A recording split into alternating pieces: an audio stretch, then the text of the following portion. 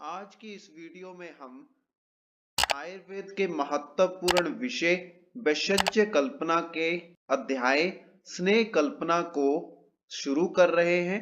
तो स्नेह कल्पना अध्याय का सबसे पहला पैरा परिचय से स्टार्ट होता है, जिसमें लिखा है आहार एवं वैशज कल्पना के रूप में स्नेह अर्थात घृत, तेल, वसा, मज्जा का उपयोग प्राचीन काल से ही वर्णित है। आचार्य चरक ने स्नेह को शरीर में स्निग्धता एवं मृदुता उत्पादक कहा है। आधुनिक विज्ञान में इन्हें डाइमलसेंट कहा गया है। वैशज कल्पना अंतर्गत स्नेह को सिद्ध कर उपयोग में लाने के पीछे दो उद्देश्य परिलक्षित होते हैं, जो कि नीचे दो पॉइंट्स के बीच में लिखे गए हैं। तो सबसे पहले इस पैरे को समझ लेते हैं।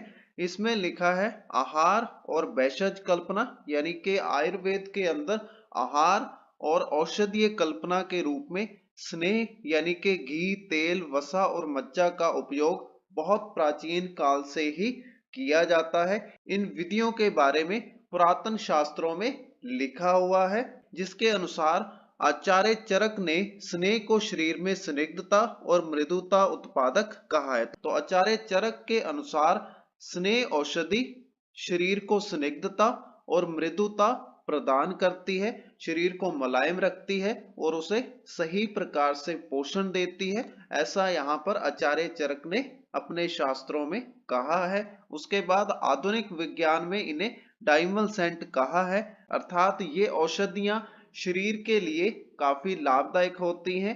तो ये औषधियां डाइमलसेंट यानी कि सूजन और जलन को ठीक करने वाली होती हैं। इसके बाद लिखा है वैशज कल्पना अंतर्गत स्नेह को सिद्ध करके उपयोग में लाने के पीछे दो उद्देश्य परिलक्षित होते हैं, जो कि निम्न अनुसार सबसे पहला पॉइंट लिखा है स्वरस, कल्क आदि औषधि कल्पनाओं को यदि घृत या तेल के साथ सिद्ध कर लिया जाए तो इन्हें लंबे समय तक उपयोग में लाया जा सकता है। इस तरह औषधि की गुणवत्ता को लंबे समय तक सुरक्षित रखा जा सकता है। इसके बाद दूसरा पॉइंट है, जिसमें लिखा है औषधि की दोष शामक शक्ति में वृद्धि होती है। वर्तमान में चतुर्विध स्नेह में से बाह्य एवं अभ्यंतर प्रयोग के लिए तिल तेल और गौघृत को ही उपयोग में लाया जाता है। तो इसमें उद्देश्य का पहला पॉइंट जिसका अर्थात ये निकलता है, अगर किसी भी औषधि को घी या तेल के साथ सिद्ध किया जाता है या उसे पकाया जाता है तो उस औषधि को लंबे समय तक या तो उपयोग में लाया जा सकता है या उसे लंबे समय तक सुरक्षित रखा जा सकता है। तो इस प्रकार से दो या दो से ज्यादा अलग अलग किस्म की औषधियों को आपस में मिक्स करके बनाने के कारण से ये औषधि ज्यादा एफिशिएंसी वाली हो जाती है। इसके बाद सेकंड पॉइंट के अनुसार है कि जब दो से ज्यादा अलग अलग टाइप की औषधियों को आपस में मिक्स करके बनाया जाता है तो उनकी शक्ति बढ़ जाती है और ज्यादा अच्छे से रोग को ठीक कर पाती है। तो यही इन दोनों पॉइंट्स का उद्देश्य है। इसके बाद हमारे पास अगला हेडिंग स्नेह सिद्धि की परिभाषा का लिखा गया है, जिसमें लिखा है यद्यपि संहिताओं में वर्णित स्नेह कल्पना निर्माण अंतर्गत जल, कल्क, स्नेह आदि की मात्रा का उल्लेख किया गया है, लेकिन जहां पर उपरोक्त के बारे में कुछ ना कहा गया हो वहां जल आदि कितनी मात्रा में ग्रहण करना चाहिए, इसके लिए आचार्य चरक ने एक सामान्य नियम बतलाया है, जिसका श्लोक आगे यहाँ पर दिया गया है। तो उसी के अर्थात के बारे में अगले पेज के ऊपर लिखा गया है कि अनुक्त मान में स्नेह सिद्धि हेतु औषधि कल्क से 4 गुना स्नेह अर्थात घृत या तेल को लिया जाता है। तो इसके अनुसार औषधि कल्क अगर 1 ग्राम है तो उससे 4 गुना यानी कि 4 ग्राम स्नेह औषधि यानी कि घृत या तेल को लिया जाता है। इसके बाद लिखा है स्नेह से 4 गुना द्रव द्रव्य ग्रहण करना चाहिए। तो स्नेह की मात्रा अगर 1 ग्राम है तो 4 गुना द्रव द्रव्य यानी कि स्वरस, क्वाथ और हिम आदि की मात्रा 4 ग्राम होगी। तो इस प्रकार से यहाँ पर स्नेह औषधि को बनाने के लिए कल्क, स्नेह और द्रव द्रव्य की मात्रा किस रेशो में ली जाती है वो यहाँ पर बताई है। इसके बाद अगला हेडिंग स्नेह सिद्धि हेतु दिन मर्यादा का लिखा गया है, जिसका सबसे पहला पॉइंट लिखा है दूध के साथ स्नेह पाक। तो इसमें 2 रात्रि पर्यंत लिखा गया है। तो 2 रात्रि पर्यंत यानी कि 3 दिन के लिए स्नेह पाक करना चाहिए। उसके बाद सेकंड पॉइंट स्नेह सिद्धि हेतु मर्यादा के अंदर लिखा है स्वरस एवं क्वाथ के साथ स्नेह पाक, जो कि 3 रात्रि पर्यंत लिखा है। तो इसमें 4 दिन के लिए स्नेह सिद्धि के लिए अग्नि के ऊपर औषधि को पकाया जाता है। इसके बाद थर्ड पॉइंट के अंदर तक्कर, दही, आरनाल, गौमूत्र के साथ स्नेह पाक का पॉइंट लिखा है, जिसमें 5 रात्रि पर्यंत इसको पकाने के लिए अर्थात 6 दिन के लिए पकाने के लिए कहा गया है। इसके बाद फोर्थ पॉइंट के अंदर मूल एवं लताओं के साथ स्नेह पाक 12 दिन पर्यंत लिखा गया है। इसके बाद पांचवा और आखिरी पॉइंट धान एवं मांस रस के साथ स्नेह पाक का लिखा है, जिसमें औषधि को सिर्फ 1 दिन के लिए अग्नि के ऊपर पकाया जाता है। तो इसमें ब्रैकेट में लिखा है रात्रि में वासी नहीं रखते। तो इस प्रकार से ये पूरी औषधि को बनाने के लिए कैटेगरी के अनुसार अलग अलग औषधियों के अनुसार इसे कितने दिन तक पकाया जाता है वो यहाँ पर मर्यादा बताई है। तो इस मर्यादा के अंदर अगर किसी भी प्रकार से स्नेह कल्पना का निर्माण किया जाता है तो उसमें अगर 2 रात्रि पर्यंत लिखा है या 3 रात्रि पर्यंत है या 12 दिन पर्यंत है, तो इसमें जितने भी दिन लिखे हैं सभी दिनों के अंदर इसे रोजाना 4 से 6 घंटे तक अग्नि के ऊपर पकाया जाता है। तो यहाँ पर स्नेह कल्पना को बनाते समय ना तो 4 घंटे से कम औषधि को 1 दिन में पकाया जाता है और ना ही 6 घंटे से ज्यादा पकाया जाता है।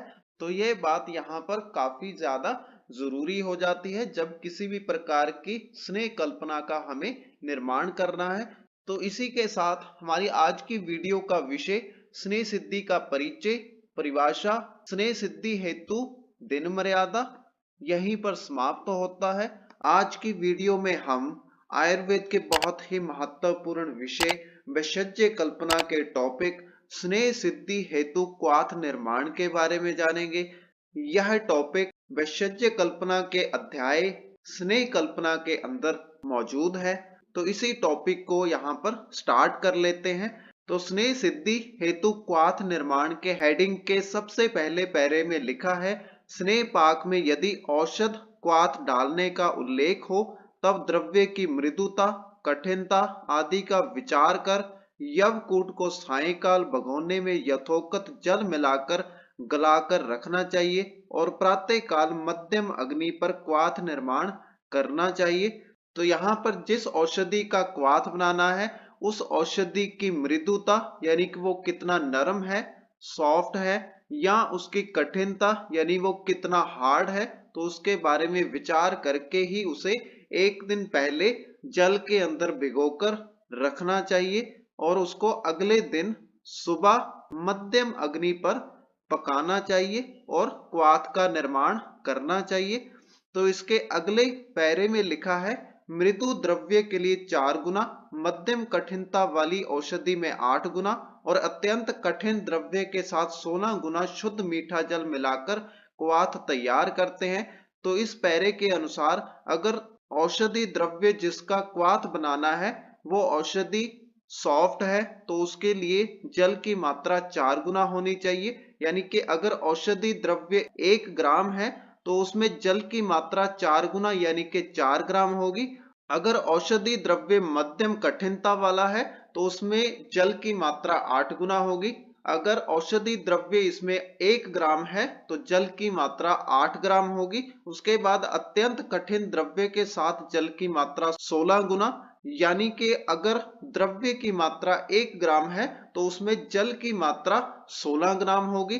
तो इस प्रकार से यहाँ पर बताई गई द्रव्य और जल की रेशो को आपको मृदु, मध्यम और कठिन द्रव्य के अनुसार याद रखना है। तो इसके अगले पैरे में लिखा है इसी तरह द्रव्य की मात्रा के अनुसार भी आचार्यों ने जल लेने को कहा है। यथा 1 तोला से 1 पल पर्यंत औषधि यवकूट में 16 गुना जल मिलाए। पल से आगे कुड़व तक औषधि द्रव्य यवकूट में 8 गुना और प्रस्थ से खारी पर्यंत तक क्वाथ द्रव्य में 4 गुना जल मिलाकर क्वाथ बनाना चाहिए। तो इस प्रकार से जो औषधि द्रव्य है उसकी मात्रा के अनुसार भी जल की मात्रा का रेशो बताया गया है। अगर औषधि द्रव्य जिसका क्वाथ बनाना है उसकी मात्रा 12 ग्राम से लेकर 50 ग्राम है तो उसमें 16 गुना जल को मिलाने का विधान है। और इसके बाद अगर जिस औषधि का क्वाथ बनाना है उसकी मात्रा 16 तोला या 192 ग्राम है तो उसमें जल की मात्रा 8 गुना डाली जाती है। और इसके बाद सबसे अंत में अगर औषधि की मात्रा 64 तोला से 4 द्रोण के बीच आती है तो उसके लिए जल की मात्रा 4 गुना मिलाई जाती है। तो इस प्रकार से ये कुछ आचार्यों के अनुसार जल की मात्रा का और द्रव्यों का अनुपात बताया गया है। तो इसी के साथ हमारी आज की वीडियो का टॉपिक स्नेह सिद्धि हेतु क्वाथ निर्माण यहीं पर समाप्त होता है। हमारी आज की इस वीडियो में हम आयुर्वेद के बहुत ही महत्वपूर्ण विषय गोघृत मूर्छन, तिल तेल मूर्छन और मूर्छन से होने वाले लाभ के बारे में जानेंगे। तो इन सभी विषयों को अच्छे से जानने और समझने के लिए वीडियो को अंत तक जरूर देखिएगा। तो इसमें सबसे पहला हेडिंग गोघृत मूर्छन का लिखा है जिसके बीच लिखा है एक प्रस्थ यानी के 64 तोला गोघृत को भगोने में गर्म कर त्रिफला, मोथा, हरिद्रा, बिंजोरा नींबू रस को सम्मिलित रूप से एक पल यानी के 50 ग्राम लेकर शिला पिष्ट कर कल्क बनाकर घृत में डालकर पाक करते हैं। आचार्यों ने द्विगुना या 4 गुना जल भी डालने को कहा है। जब जल अंश समाप्त हो जाए तब छानकर सुरक्षित रख लेते हैं। तो ये गोघृत मूर्छन की विधि बतलाई गई है।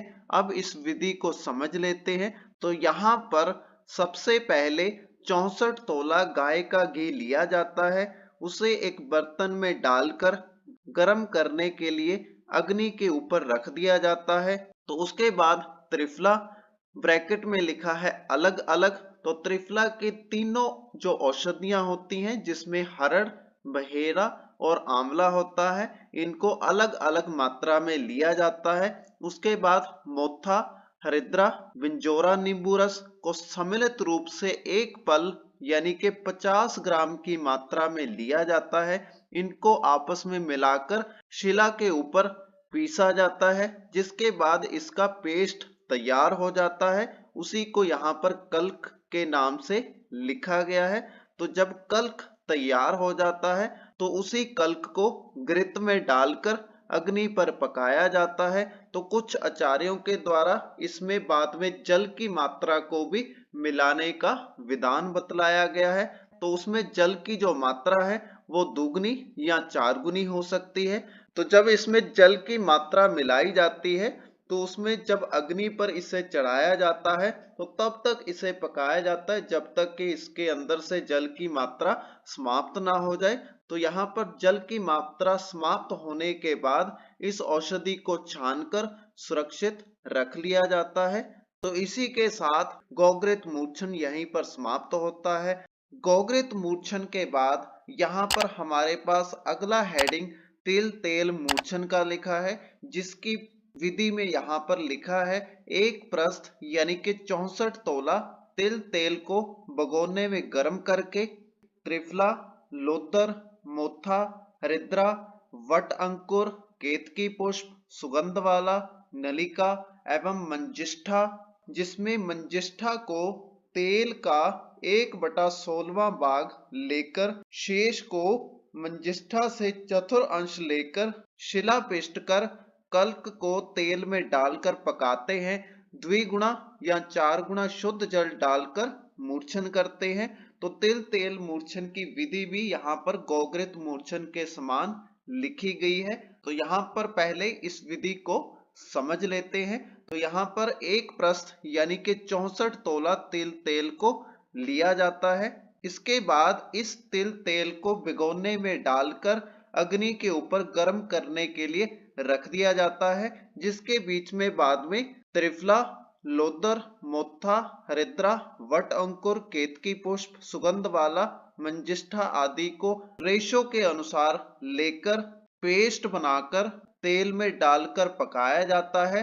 तो इसमें अगर जल की मात्रा ली जाती है तो वो जल की मात्रा 2 गुनी या 4 गुनी होती है। तो जितनी जल की मात्रा इसमें डाली जाती है, अग्नि के ऊपर पकाने के बाद उस जल की मात्रा को समाप्त किया जाता है, तभी इस मूर्छन की विधि को पूर्ण समझा जाता है।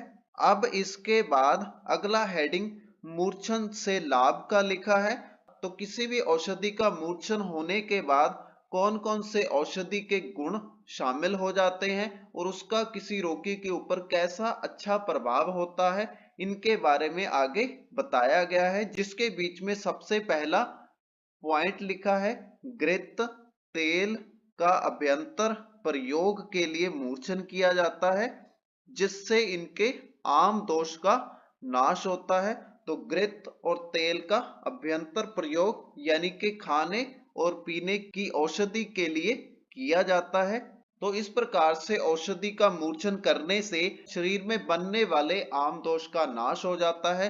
इसके बाद सेकंड पॉइंट में लिखा है, स्नेह की कार्मुकता में वृद्धि हो जाती है। तो स्नेह जिसके अंदर औषधि को मूर्छित किया जाता है, उसी स्नेह की जो कार्मुकता है, जो उसकी गुणवत्ता है, क्वालिटी है, उसमें बढ़ोतरी हो जाती है। वो पहले से ज्यादा गुणवत्ता वाली औषधि बन जाती है, वो रोग को सही प्रकार से ठीक कर पाती है। उसके बाद थर्ड पॉइंट यहाँ पर लिखा है, स्नेह सुगंधित हो जाते हैं।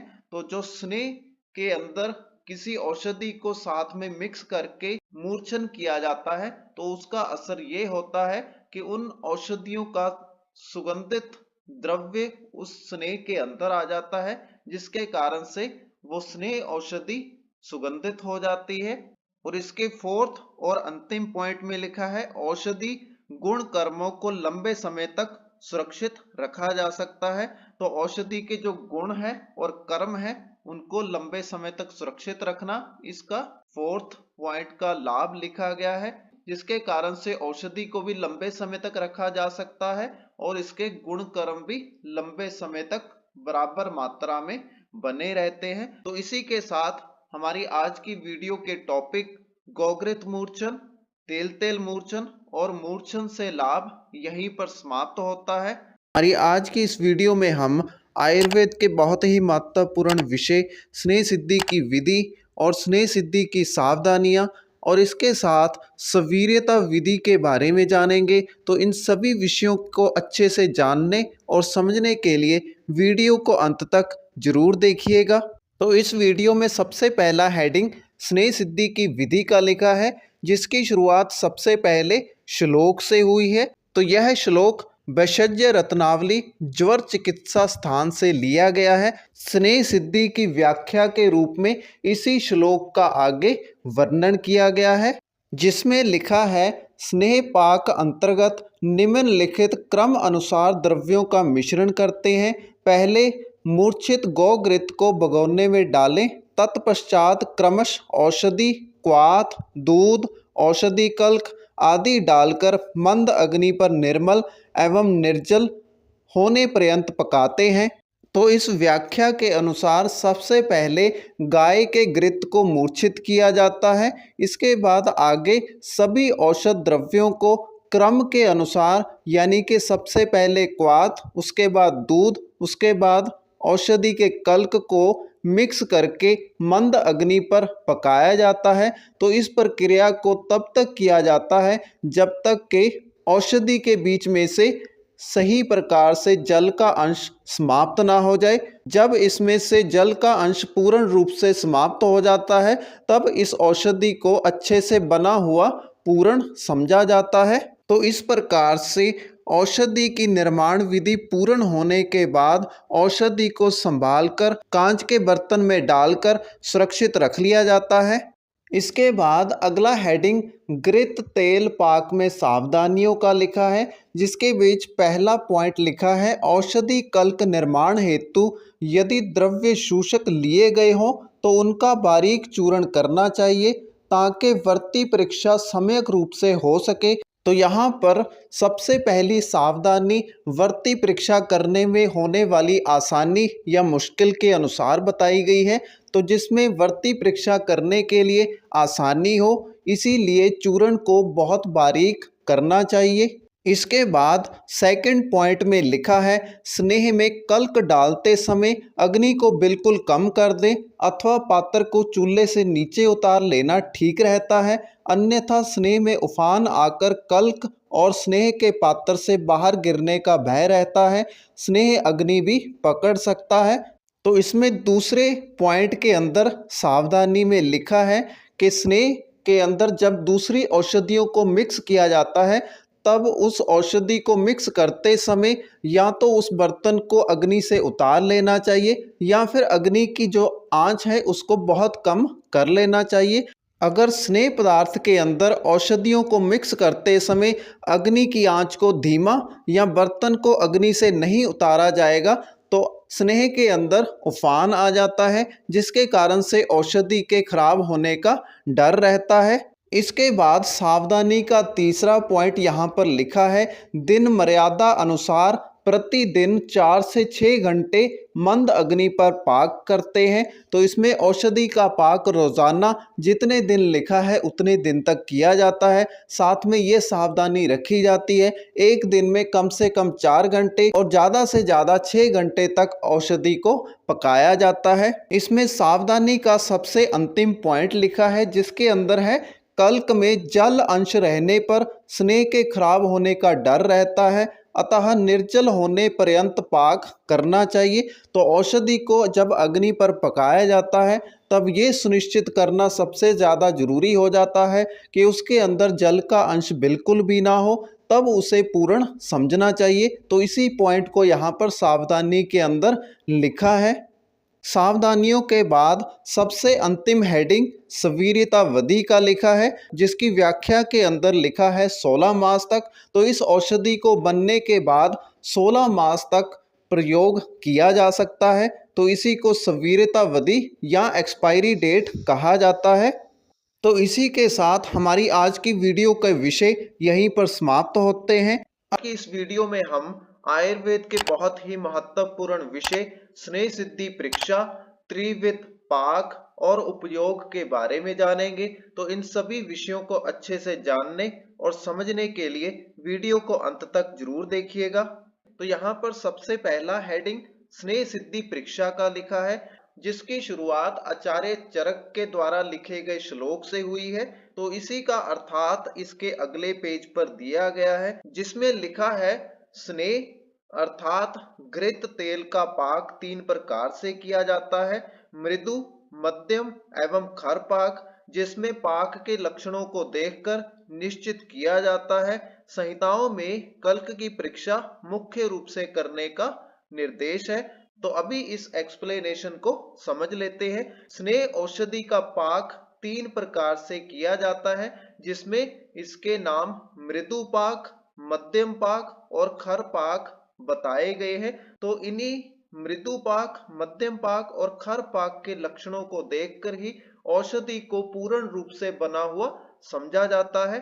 संहिताओं में कल्क की परीक्षा करने का मुख्य रूप से विधान बतलाया गया है। इसके बाद आगे मृदु पाक का हेडिंग लिखा है, जिसमें लिखा है, जल अंश समाप्त होकर जब कल्क को करछूल में लेकर देखा जाए तब यदि गोंद सदृश दिखाई दे तो उसे मृदु पाक समझा जाता है। मृदु पाक स्नेह परीक्षा के अनुसार जब स्नेह औषधि को बनाया जाता है तो जब औषधि बनते हुए गोंद के सदृश मुलायम दिखनी शुरू हो जाती है, तब उसे मृदु पाक हुई औषधि समझना चाहिए। इसके बाद अगला हेडिंग मध्यम पाक का लिखा है, जिसके अनुसार कल्क जब हलवे की तरह दिखाई दे तब उसे मध्यम पाक समझना चाहिए, अर्थात जब स्नेह पाक करते समय औषधि कड़ाही के बीच या फिर बर्तन के बीच हलवे की तरह दिखाई देनी शुरू हो जाए, थोड़ी सी हार्ड और थोड़ी सी नरम, दोनों प्रकार के लक्षण जिसके अंदर दिखने शुरू हो जाए, तब उस औषधि को मध्यम पाक औषधि समझना चाहिए। इसके बाद अगला हेडिंग खर पाक परीक्षा का लिखा है, जिसमें लिखा है औषधि कल्क जब स्नेह से अलग होकर पात्र के मध्य में स्थिर होने लगे, करछुल में कल्क लेकर देखने से स्नेह और कल्क अलग अलग दिखाई दे, तब उसे खर पाक समझना चाहिए। तो इस खर पाक परीक्षा के अनुसार जब स्नेह औषधि को बनाया जाता है, तब जब उसकी स्थिति ऐसी हो जाती है कि स्नेह और कल्क अलग अलग दिखाई दे और उसमें से कल्क औषधि बर्तन के बीच में स्थिर होनी शुरू हो जाए, तो इन्हीं लक्षणों के आधार पर उस स्नेह कल्पना वाली औषधि को खर पाक परीक्षा में सफल हुई औषधि समझना चाहिए। इसके बाद आगे आचार्य सुश्रुत के अनुसार कल्क परीक्षा की कुछ विशेष प्रकार की विधियां बतलाई हैं, जिसमें सबसे पहला पॉइंट लिखा है औषधि कल्क की वृत्ति या वत्ती बनने लगे। वृत्ति परीक्षा मध्यम पाक में ठीक प्रकार से परिलक्षित होती है, मृदु पाक में वृत्ति बनाने पर एकदम कोमल, जबकि खर पाक में वृत्ति भंगुर हो जाती है। तो इस पॉइंट के अनुसार औषधि कल्क की जब वृत्ति परीक्षा करनी होती है, तब मध्यम पाक की वृत्ति परीक्षा सबसे ठीक प्रकार से परिलक्षित होती है और मृदु पाक की जो वृत्ति होती है वो बहुत कोमल और मुलायम होती है, जबकि खर पाक के अंदर जब वृत्ति परीक्षा की जाती है तो वृत्ति बार बार भंगुर हो जाती है या वो नष्ट होनी शुरू हो जाती है। तो इसी के दूसरे पॉइंट में लिखा है कल्क को अग्नि पर डालने से यदि चट चट की आवाज सुनाई दे, तब जल अंश की उपस्थिति समझनी चाहिए और यदि लेश मात्र भी आवाज सुनाई ना दे, तब स्नेह पाक पूर्ण हो गया है। इस तरह जानकर पाक पात्र को तुरंत चूल्हे से उतार लेना चाहिए।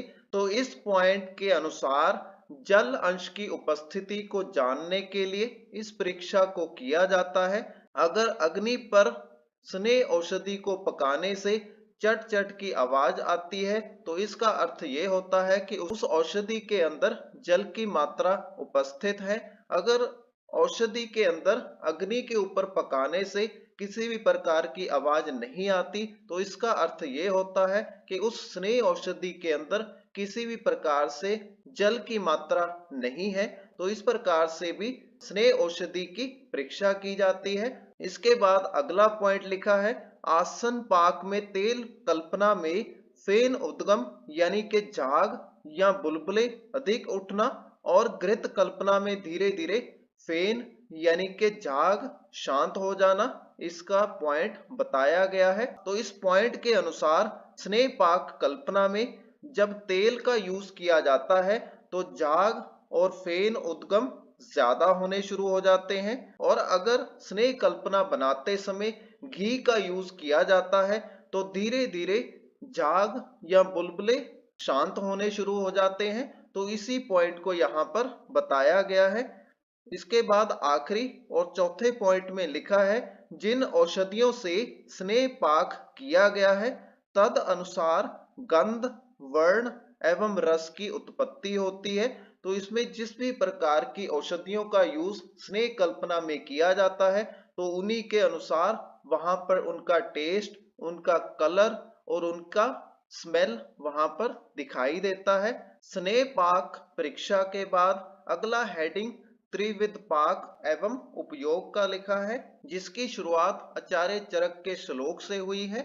इसी श्लोक का अर्थात आगे अगले पेज पर दिया गया है, जिसमें सबसे पहला हेडिंग मृदु पाक का लिखा है। आचार्य चरक ने मृदु पाक का उपयोग नस्य कर्म के लिए कहा है और दूसरी लाइन में लिखा है सुश्रुत अनुसार पान यानी कि अभ्यंतर पान एवं भोजन में उपयोग करना चाहिए। तो इस मृदु पाक का उपयोग आचार्य चरक के अनुसार नस्य कर्म के लिए होना चाहिए, जबकि आचार्य सुश्रुत के अनुसार मृदु पाक स्नेह औषधि का यूज पीने के लिए या भोजन के बीच औषधि के रूप में होना चाहिए। उसके बाद अगला हेडिंग मध्यम पाक का लिखा है, जिसके बीच लिखा है आचार्य चरक अनुसार पान एवं बस्ती में उपयोगी है और सुश्रुत अनुसार नस्य एवं अभ्यंग हेतु उपयोग में लाना चाहिए। तो स्नेह औषधि जो मध्यम पाक परीक्षा में सफल होती है, ऐसी औषधि का यूज आचार्य चरक अनुसार पीने के लिए या भोजन के लिए और बस्ती प्रयोग के लिए किया जाता है, जबकि आचार्य सुश्रुत के अनुसार नस्य और अभ्यंग यानी कि मालिश के लिए उपयोग किया जाना चाहिए। तो इसके बाद सबसे अंतिम हेडिंग खर पाक का लिखा है, जिसमें लिखा है आचार्य चरक अनुसार बाह्य प्रयोग अभ्यंग के लिए उपयोगी है। आचार्य सुश्रुत ने बस्ती कर्म एवं कर्ण पूरण हेतु उपयोगी बतलाया है। तो खर पाक औषधि का प्रयोग, इसमें आचार्य चरक ने खर पाक औषधि का प्रयोग मालिश के लिए बताया है और आचार्य सुश्रुत ने खर पाक स्नेह औषधि का प्रयोग बस्ती कर्म और कर्ण पूरण के लिए बताया है। तो इसी के साथ हमारी आज की वीडियो का विषय स्नेह सिद्धि परीक्षा और त्रिविध पाक और उपयोग यहीं पर समाप्त होता है। आज के इस वीडियो में हम आयुर्वेद की बहुत ही महत्वपूर्ण औषधि षड बिंदु तेल के बारे में जानेंगे। इस षड बिंदु तेल निर्माण विषय के अंतर्गत हम षड बिंदु तेल के घटक द्रव्य, निर्माण विधि, उपयोग और मात्रा के बारे में जानेंगे। तो इस पूरी जानकारी को अच्छे से जानने और समझने के लिए वीडियो को अंत तक जरूर देखिएगा। तो सबसे पहले षड बिंदु तेल निर्माण के अंतर्गत घटक द्रव्य का हेडिंग लिखा है, जिसके बीच में यहाँ पर 11 प्रकार के घटक द्रव्य लिखे हैं, जिसमें सबसे पहला एरेंड मूल है, दूसरे नंबर पर तगर है, तीसरे नंबर पर सौंफ है, चौथे नंबर पर जीवंती, पांचवें नंबर पर रासना, छठे नंबर पर अगरू, सातवें नंबर पर सैंधव लवण, आठवें नंबर पर भृंगराज, नौवें नंबर पर विडिंग, 10वें स्थान पर मुलेठी, 11वें स्थान पर सौंठ है। तो इस प्रकार से ये पूरे 11 के 11 घटक द्रव्य दिए गए हैं। तो इन्हीं के साथ यहाँ पर इनकी मात्रा लिखी गई है। तो इन सभी की मात्रा एक समान है, सभी को 18-18 ग्राम की मात्रा में या फिर 1.5 तोला की मात्रा में लिया जाता है। इन शोषक घटक द्रव्यों के बाद कृष्ण तिल तेल और बकरी के दूध को उनकी मात्रा के साथ लिखा है। तो इनकी मात्रा दोनों की एक समान यानी कि 64 तोला यहाँ पर लिखी गई है। तो इन दोनों को 64 तोला की मात्रा में लिया जाता है। इसके बाद आगे भृंगराज स्वरस को लिखा गया है, जिसकी मात्रा 256 तोला लिखी गई है। तो इसी के साथ सभी प्रकार के घटक द्रव्य यहाँ पर लिखे गए हैं। इसके बाद आगे निर्माण विधि का हेडिंग स्टार्ट हो जाता है, जिसमें लिखा है एरेंड मूल से सौंठ तक संपूर्ण द्रव्यों को वर्णित मान में लेकर वस्त्रपूत चूर्ण कर थोड़ा जल मिलाकर गीला करके कल्क बनाकर रख लें। लोहे की कड़ाही में तिल तेल डालकर चूल्हे पर गर्म करते हैं, फिर बनाए हुए चूर्ण कल्क को धीरे धीरे डालते हैं। कल्क डालते समय अग्नि को कम कर दें अथवा कड़ाही को चूल्हे से नीचे उतार लेना चाहिए, नहीं तो कल्क के उफन कर पात्र से बाहर गिरने का डर रहता है। लगभग 15 से 20 मिनट कल्क का पाक करके बकरी दूध एवं भृंगराज स्वरस डालकर 3 रात्रि पर्यंत पाक करते हैं। मृदु पाक के लक्षण देखकर कड़ाही को चूल्हे से उतार लेते हैं और छान कर बोतल में भरकर रख लेते हैं। तो इस प्रकार से यहाँ पर निर्माण विधि को बताया गया है। तो अब इस निर्माण विधि को समझ लेते हैं। तो इसमें सबसे पहले एरेंड मूल से लेकर सौंठ तक जितने भी प्रकार के शोषक द्रव्य हैं, उन सभी को एक समान मात्रा में लेकर उनका वस्त्रपूत चूर्ण तैयार किया जाता है। चूर्ण बनाने के बाद इस चूर्ण के अंदर थोड़ा सा जल मिलाकर इतना गीला किया जाता है कि इसका कल्क बन जाए। कल्क बनने के बाद लोहे की कड़ाही में तिल तेल डालकर चूल्हे पर गर्म किया जाता है। जब तिल तेल गर्म हो जाता है, फिर बनाए हुए चूर्ण कल्क को इस तेल के अंदर धीरे धीरे डाला जाता है। तो इसमें ये सावधानी रखी जाती है कि कल्क डालते समय अग्नि को या तो कम किया जाए या फिर कढ़ाई को चूल्हे से या फिर अग्नि से उतार लेना चाहिए, नहीं तो कल्क के बीच उफान आ जाता है और औषधि पात्र से बाहर गिरने का डर रहता है। कल्क और तिल तेल को मिक्स करने के बाद लगभग 15 से 20 मिनट तक कल्क का पाक करके बकरी दूध और भृंगराज स्वरस डालकर 3 रात्रि पर्यंत पाक किया जाता है। 3 रात्रि पर्यंत इस औषधि का पाक करने के बाद मृदु पाक के लक्षण देखे जाते हैं। जब औषधि मृदु पाक के लक्षणों को पास कर लेती है तब इस औषधि को चूल्हे से उतारकर छानकर बोतलों में भरकर सुरक्षित रख लिया जाता है। इसके बाद अगला हेडिंग मात्रा का लिखा है, जिसके अंदर लिखा है 3-3 बूंद दोनों नथुनों में। तो इस औषधि का प्रयोग नाक के अंदर नस्य कर्म के लिए किया जाता है। तो इसकी मात्रा यहाँ पर 3-3 बूंद लिखी गई है। इसके बाद अगला हेडिंग उपयोग का लिखा है। तो इस औषधि के उपयोग के अंदर लिखा है कि यह औषधि केशपतन, प्रतिशाय, नासा अवरोध एवं अन्य ऊर्ध्व जत्रुगत विकारों में उपयोगी है, जिसमें केशपतन का अर्थ बालों का झड़ना होता है, प्रतिशाय का अर्थ जुकाम होता है, नासा अवरोध का अर्थ नाक में किसी प्रकार की रुकावट होना है। तो इसी के साथ हमारी आज की वीडियो का विषय षडबिंदु तेल यहीं पर समाप्त होता है। अब हमारी आज की इस वीडियो में हम आयुर्वेद की बहुत ही महत्वपूर्ण औषधि ब्रह्मीघृत के बारे में जानेंगे।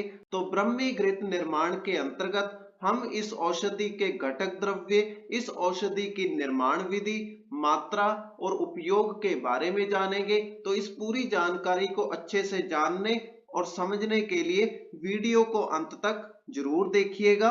तो इस औषधि के अंतर्गत सबसे पहला हेडिंग घटक द्रव्य का लिखा है, जिसमें 6 प्रकार के घटक द्रव्य लिखे गए हैं, जिसमें सबसे पहले ब्रह्मी पंचांग है, दूसरे नंबर पर वचा है, तीसरे नंबर पर कुट है, चौथे नंबर पर शंख पुष्पी पंचांग है। तो यहाँ तक पहले 4 घटक द्रव्यों की मात्रा 25-25 ग्राम लिखी गई है। तो इन सभी की मात्रा एक समान लिखी गई है। उसके बाद 5वां घटक द्रव्य पुराना गौघृत है, जिसकी मात्रा 800 ग्राम है। छठे नंबर पर ब्रह्मी पंचांग स्वरस लिखा गया है, जिसकी मात्रा 3 किलो 200 ग्राम लिखी गई है। इसके बाद अगला हेडिंग निर्माण विधि का लिखा गया है, जिसके अंतर्गत लिखा है ब्रह्मी आदि चारों औषधियों को यदि ताजा हो तो उपरोक्त मान में लेकर शिलापिष्ट करके कल्क बना ले, यदि सूखी हो तो चूर्ण में आवश्यकता अनुसार जल मिलाकर कल्क तैयार करते हैं। कलई किए हुए ताम्र के पतीले में गौघृत को डालकर चूल्हे पर अच्छी तरह गर्म करते हैं, फिर अग्नि को धीमी कर या पतीले को नीचे उतारकर धीरे धीरे कल्क को डालते हैं।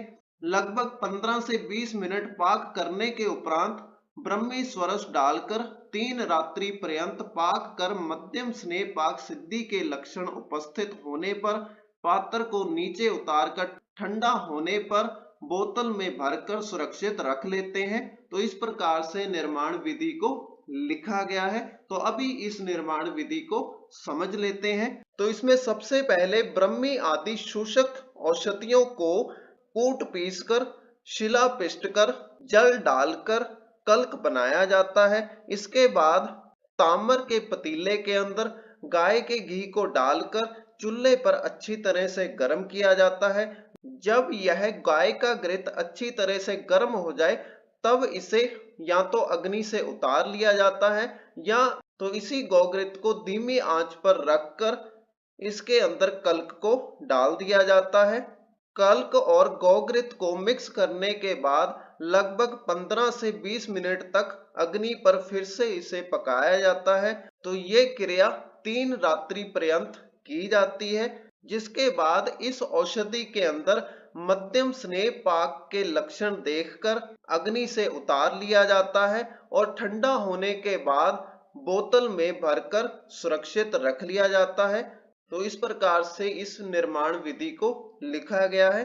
इसके बाद अगला हेडिंग मात्रा का लिखा है, तो इस औषधि की मात्रा 1 से 2 तोला या 12 से 24 ग्राम लिखी गई है।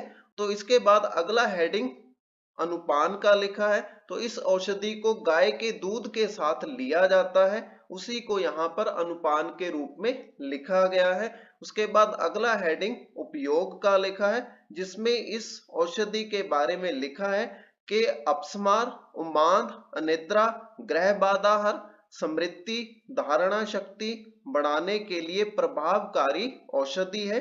जिसमें अपस्मार का अर्थ मिर्गी होता है, उन्माद का अर्थ पागलपन के दौरे होता है, अनिद्रा का अर्थ नींद का कम आना है, ग्रह बाधा हर दिमागी संतुलन का सही प्रकार से ना होना है, स्मृति का अर्थ याद शक्ति कम होना है। तो इसी के साथ हमारे आज की वीडियो का टॉपिक ब्रह्मी घृत यहीं पर समाप्त होता है। अगर आपको वीडियो अच्छा लगे तो वीडियो को लाइक करें और इसी प्रकार के कंटेंट को रेगुलर प्राप्त करने के लिए हमारे YouTube चैनल को सब्सक्राइब करें।